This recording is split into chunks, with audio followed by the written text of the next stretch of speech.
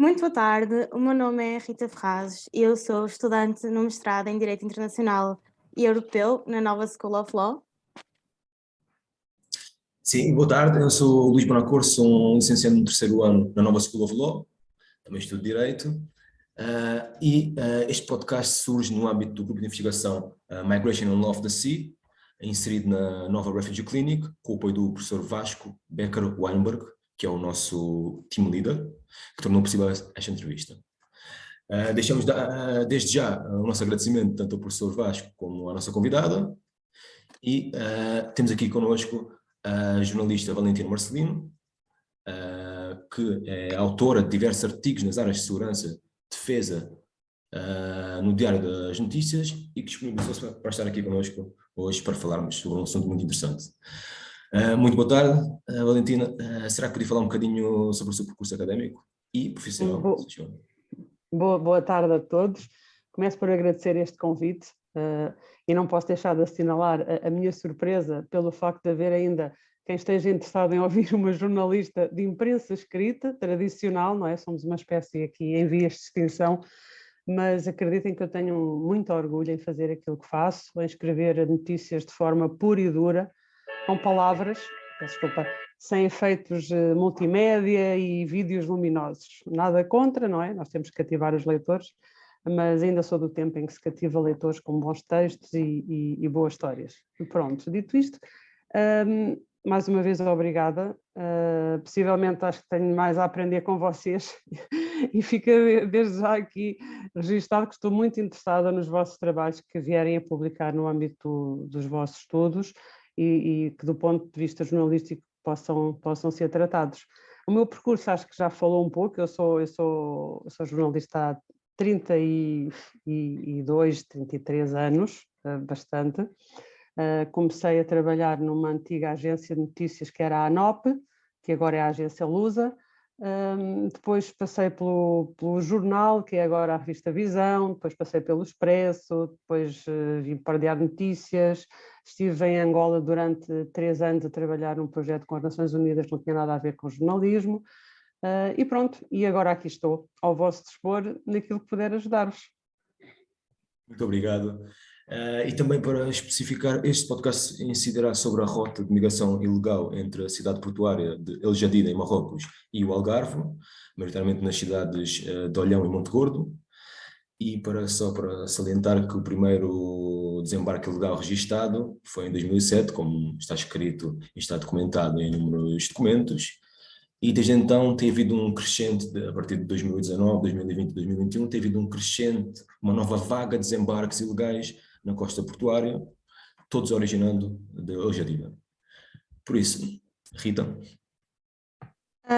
Relativamente a todos estes acontecimentos que o Luís falou um bocadinho, gostaríamos de lhe fazer algumas questões.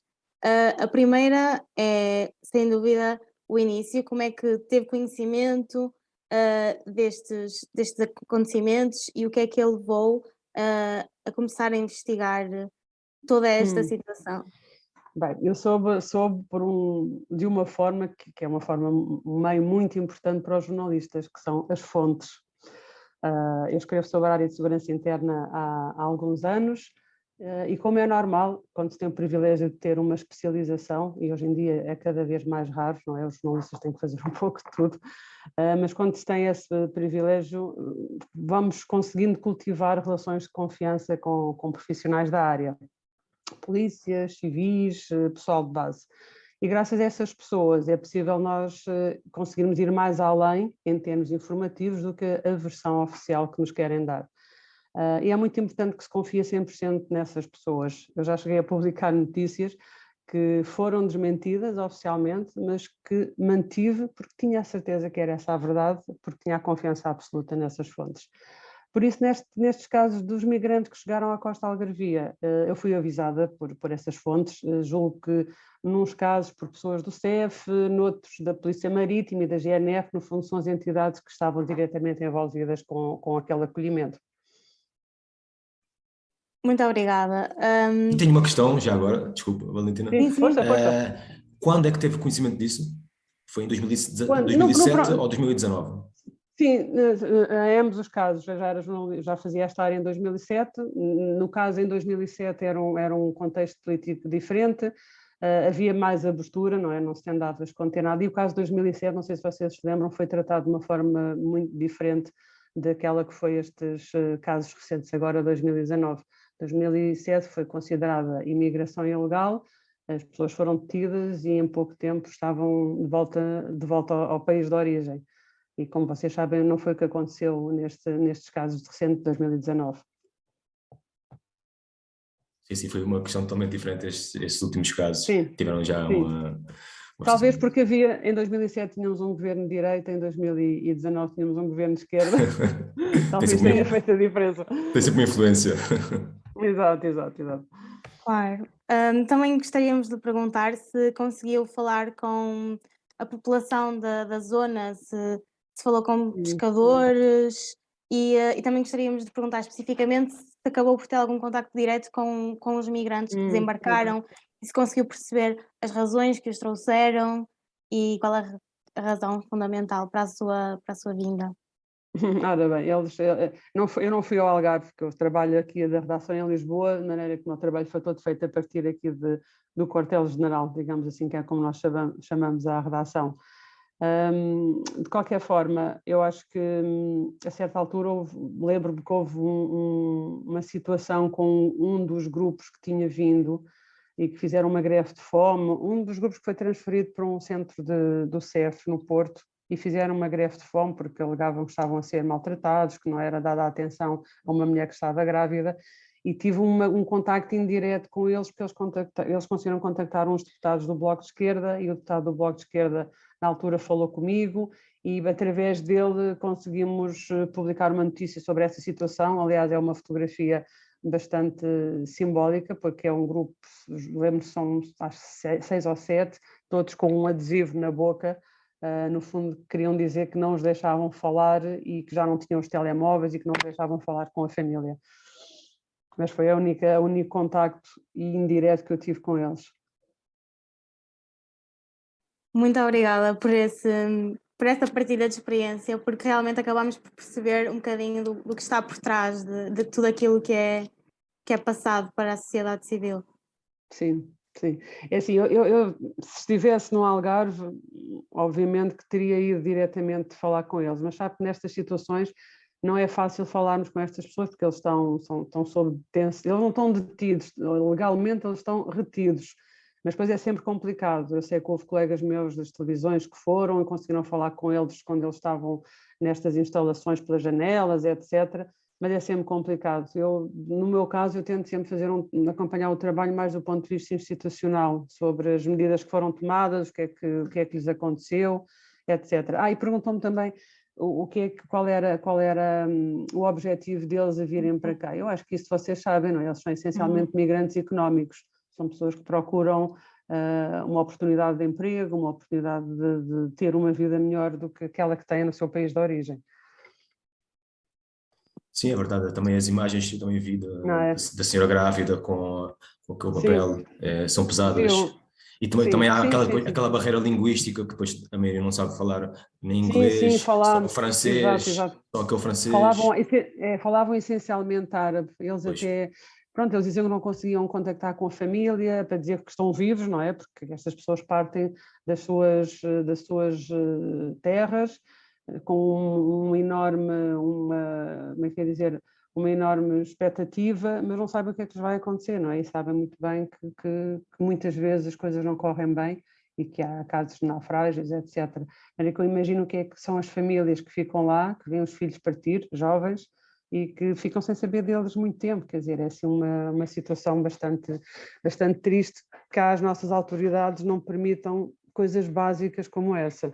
Mas acho que na altura resolveu-se. Depois de nós publicarmos a notícia, o CEF depois fez um comunicado a dizer que eles já tinham concordado terminar a greve de fome e que já tiveram acesso a formas de comunicação. Enfim, às vezes é preciso estas coisas virem mesmo para os jornais para fazer a diferença, digamos. Sim, a pressão mediática é importante, é sempre importante. E já agora, Claro. qual é que é a sua opinião relativamente à evasão de grande parte dos migrantes que chegaram a Portugal? Porque, como publicou... Bem, Sim, sim, sim. Quer dizer, a minha opinião é que, como estava a dizer há bocadinho, eles são essencialmente migrantes económicos e, como vocês sabem, Portugal não será um bom mercado de trabalho. Além disso, eles aqui não têm uma boa base de apoio para a integração, não é? As maiores comunidades marroquinas estão noutros países, Bélgica, Holanda, etc. E eles procuram sempre acesso a essas comunidades porque dão-lhes apoio, seja em casa, seja a arranjar trabalho, seja como integração. O facto de eles terem vindo para cá, por aquilo que me foi dado a conhecer, tem a ver porque eles encontraram aqui uma vulnerabilidade no controle feito à costa, não é? Em contradição com aquilo que estava a acontecer em Espanha, que cada vez apertam mais a malha, não é? Com mais meios navais e com maior controle, e a tendência é eles procurarem sempre onde é que pode haver uma brecha para poderem entrar. Além disso, nestes grupos que vieram a partir de 2019, quando o primeiro grupo foi acolhido como refugiados, como pessoas a procurar proteção social e não como imigrantes económicos, não é? Que se faz a diferença em termos legais, eles perceberam que também podia haver aqui uma brecha, porque eles mesmo sendo detidos por entrada ilegal, eles sabem que podem utilizar, ficaram a saber, não é? Que era possível utilizarem mecanismos jurídicos como o pedido de proteção, o asilo, e nesse caso terem liberdade de circulação, e com essa liberdade de circulação obviamente que eles não vão ficar aqui à espera, e por isso é que a esmagadora maioria deles foi embora. E agora uma pergunta ainda mais complexa. Ai, ai. Porque é que acha que o governo português tem desde o início vindo a negar e a evitar reconhecer esta rota ilegal marítima? Vocês conhecem o ministro Eduardo Cabrita, não tiveram o prazer de conhecer algumas das intervenções deste ministro. Quer dizer, é assim, toda a gente no meio de policial, nomeadamente, e dos serviços de informações, falam de rota e é assumida em todo lado. O ministro, inicialmente, como aconteceu muitas vezes com ele, teve aquela declaração infeliz de dizer que seria ridículo pensar numa rota ilegal para Portugal. Então, para não perder a face, uma questão de teimosia, não é? Para não perder a face, ele foi sempre mantendo o mesmo discurso, não é? Quer dizer, vocês, se der uma vista de olhos naquilo que escrevi, assim, o próprio CEF abriu uma investigação logo no primeiro desembarque, não é? Pelo menos desde outubro de 2020, o CEF confirmou que havia uma existência de uma rota de imigração ilegal a partir de Marrocos. Pessoas com quem eu falei de lá confirmaram que havia que todas as 6 embarcações que tinham chegado até essa altura tinham partido do mesmo ponto geográfico, não é? Al Jadida, e tinham como destino Portugal. Isso chama-se rota, pode ser uma rota mais, obviamente, uma dimensão muito menor do que as que vão para a Espanha, mas nós também temos o nosso país também é uma escala diferente. Eles também na altura confirmaram que esse trajeto era feito diretamente, não é? Porque chegou-se a falar que eles podiam vir em embarcações maiores porque a distância era muito grande e havia muitas correntes e as pessoas não acreditavam que eles conseguissem vir naquela pequena embarcação, mas depois acabou por se confirmar que sim, que eles vinham naquelas pequenas embarcações, demorava mais ou menos 40 a 50 horas. Pronto, depois disto, o TCAP, o Ministério Público, ficou com esse inquérito que está neste momento em investigação sobre tráfico de seres humanos e auxílio à imigração ilegal. Eu, por acaso, esta semana passada, quando marquei este podcast, fiz um contacto com o TCAP. O TCAP é o Departamento Central de Investigação e Ação Penal. Fiz um contacto com eles para saber em que pé que estava a investigação e disseram que ainda estava a decorrer, ainda não havia conclusões. As próprias autoridades marroquinas assumiram este fluxo migratório, não é? Em relação ao qual até fizeram algumas operações policiais em Al Jadida e fizeram detenções também. Em Portugal também foi criada uma task force, conforme eu noticiei, com a Marinha, GNR, CEF, para identificar rotas, percursos e fazer vigilância, até começaram a usar um submarino. Quer dizer, o submarino não era usado só para isso, mas aproveitavam quando o submarino fazia os seus exercícios para fazer essa vigilância. Os nossos serviços de informações também alertaram logo para essa rota em 2020, classificaram de especialmente preocupante. Portanto, assim, só por pura teimosia e para não perder a face, e depois do ministro ter feito aquelas declarações, é que ele podia manter aquilo que tinha dito. O problema deste tipo de atitude, não é? Claro que todos os ministros têm direito às suas opiniões e a cometerem erros, não é? Cometem muitas vezes, mas depois a questão é de não assumir, porque depois isto traz consequências que acabam por ser graves, não é? Por exemplo, ao não assumir que havia esta rota e que havia a possibilidade de começarem a vir mais embarcações, não foram preparadas as condições de acolhimento, não é? Não sei se vocês se lembram, as instalações do CEF disponíveis ficaram logo esgotadas e depois tiveram que alojar estas pessoas em quartéis e, pior, em cadeias. Portanto, estas teimosias não fazem sentido, porque só complicam e só tornam o problema mais grave do que ele já seria. Falei muito. Sem dúvida, não, super interessante, obrigado. E então, como sabem, como conhecimento público, que tanto o governo português como o governo marroquino, em 2022, já agora, ou em janeiro, assinaram um acordo no âmbito do Global Compact Migration, um acordo para a facilitação de trabalhadores marroquinos em Portugal. Qual é a sua opinião relativamente a este acordo e acha que efetivamente vai mitigar e prevenir a imigração ilegal através do uso da rota e optar-se pela rota legal? Olha, sinceramente, eu não sei o que vos dizer sobre isso, porque de facto não tive tempo para pesquisar bem o impacto e como é que funciona este acordo. Até talvez vocês tenham essa informação melhor do que eu. Por exemplo, uma coisa, eu imagino que este tipo de acordo já foi aplicado em Espanha. Era importante perceber se funcionou e se reduziu a imigração ilegal em Espanha.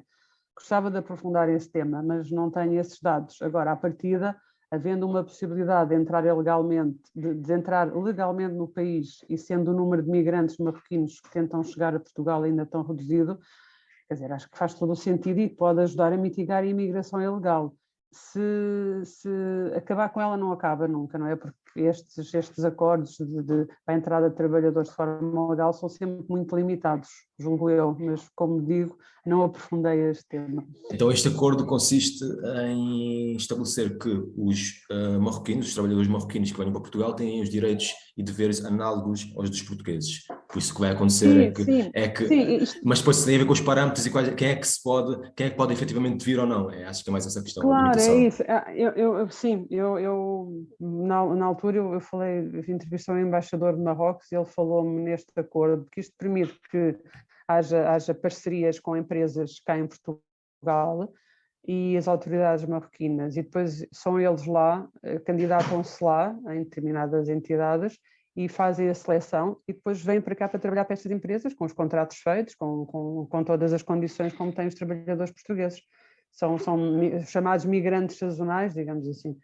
Eu acho que isto funciona já, por exemplo, embora não seja um bom exemplo, mas no caso daqueles trabalhadores da zona de Odmir e do Alentejo, há muitas dessas empresas que fazem estes contratos. Agora, claro, como nós já sabemos, acaba sempre por haver quem fure o sistema e depois oferece condições que não são propriamente aquelas que era suposto oferecer.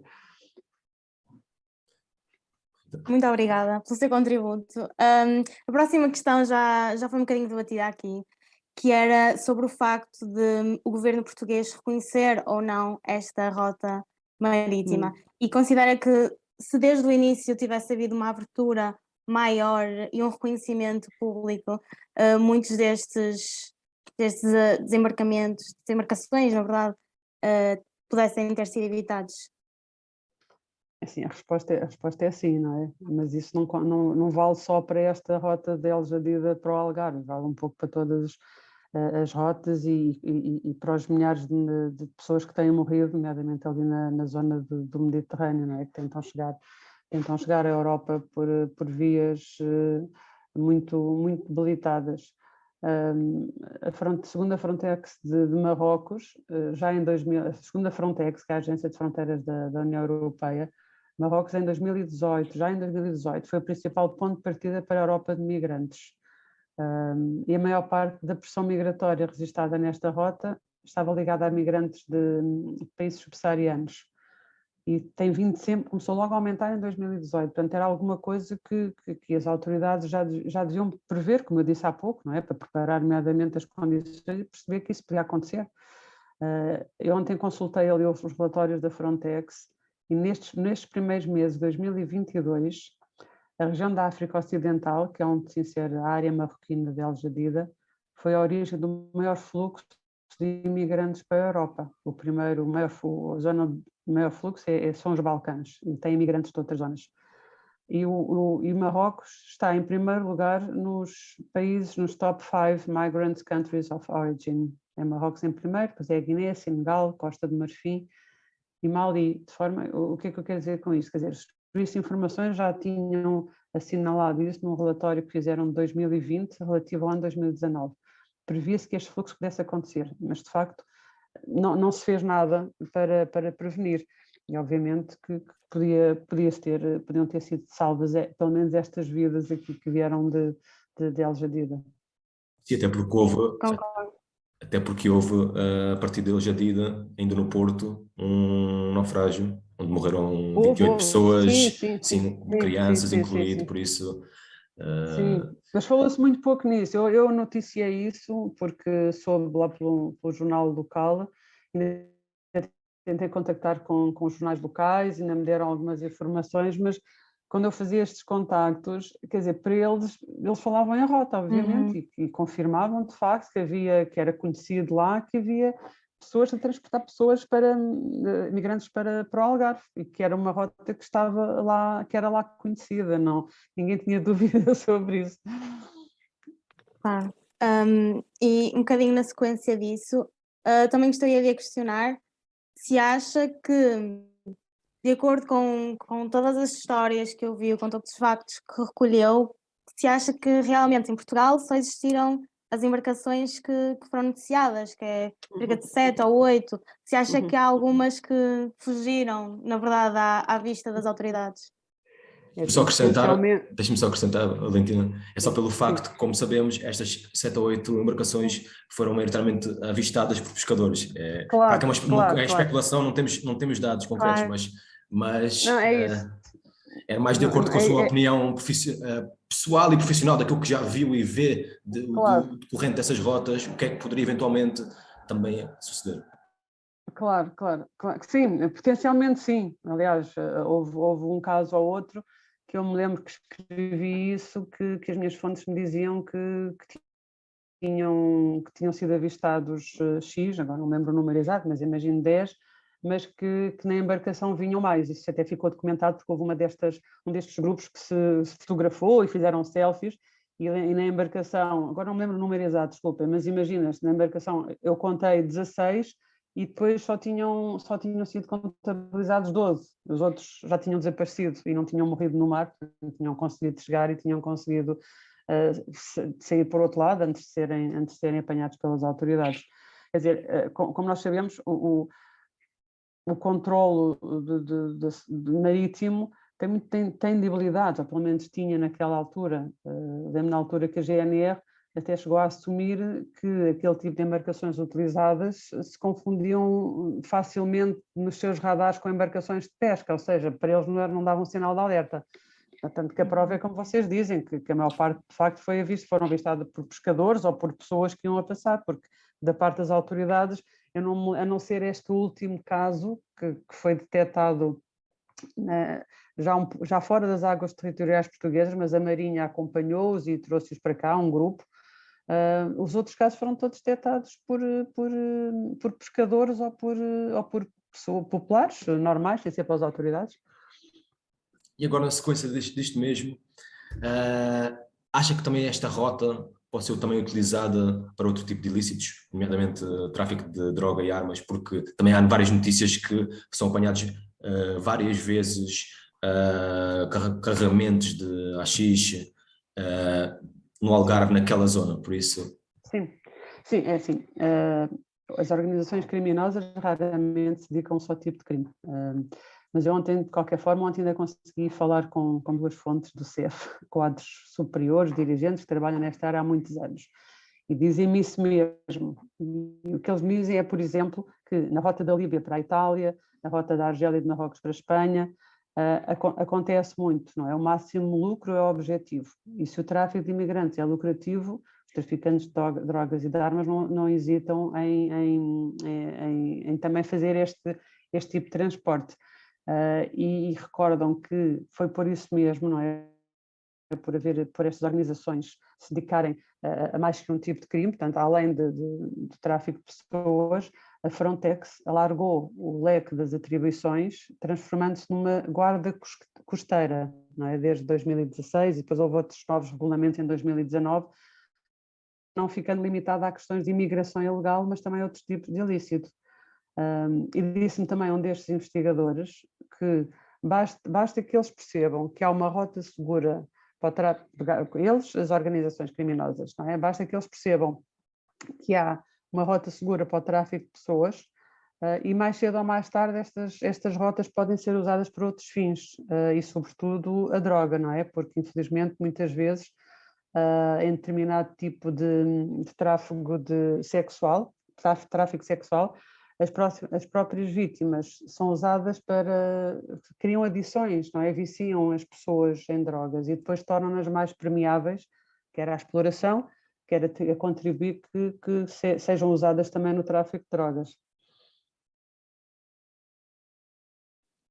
Super interessante esta sua partilha. E agora também para terminar um bocadinho, queria perguntar-lhe de que forma é que acha que a sociedade civil portuguesa, um cidadão comum, consegue influenciar a atuação dos órgãos dirigentes políticos relativamente a esta rota? Se também considera que este último acordo, como o meu colega falou, entre os dois países, se é fruto um bocadinho da pressão mediática, de se começar a falar um bocadinho mais sobre este tema?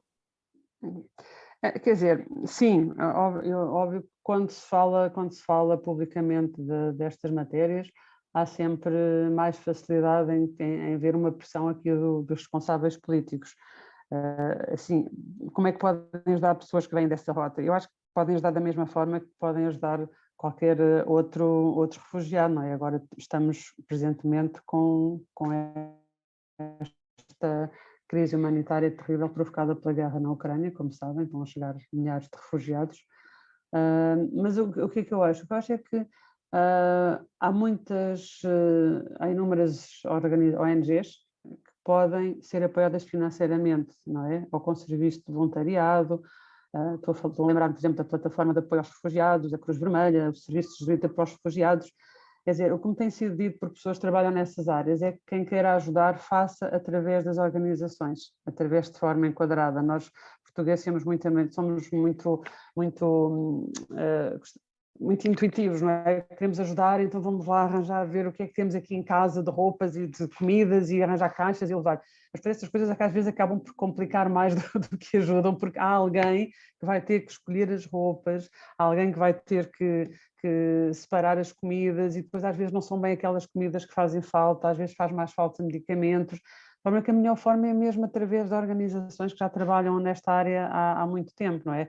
Porque é melhor perguntar a quem sabe, e estas organizações sabem o que é preciso, porque se estas coisas não forem planeadas e bem organizadas, corremos o risco de estar a desperdiçar coisas que não são precisas e depois faltam outras. Portanto, esse é o meu conselho, ajudem sim, através de quem sabe ajudar e quem já está no terreno há muito tempo e tem ligações e redes com congêneres no resto da Europa. Parece-me que essa seja a melhor forma. Sim, claro. Espero que todos os nossos ouvintes tenham aprendido um bocadinho sobre este tema e assim terminamos o primeiro de vários episódios do nosso podcast. Muito obrigada a todos. Muito obrigado, Valentina. Até breve. Muito obrigada.